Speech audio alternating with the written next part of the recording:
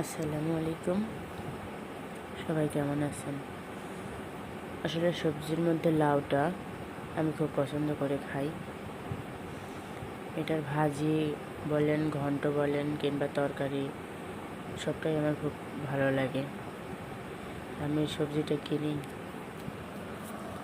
আজকে ভাজি করব।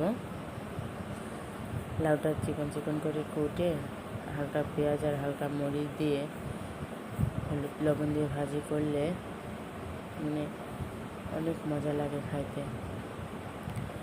এটা খুব নরম সবজি, এই চুলার উপর দিয়ে অনবরত নাড়তে থাকতে হবে। এটা অনেকখানি কোটার পর অনেকখানি হলেও ভাজি হয়ে যায় অল্পটুকু। খুব মজা লাগে, আপনারা একদিন ভাজি করে খেয়ে দেখবেন। লাউটা গরম ভাতের সঙ্গে বলেন আর ঠান্ডা ভাতের সঙ্গে বলেন, খুবই মজা, খুব টেস্টি। জানাবেন সবাই। থ্যাংক ইউ সবাইকে ভিডিওটা দেখার জন্য।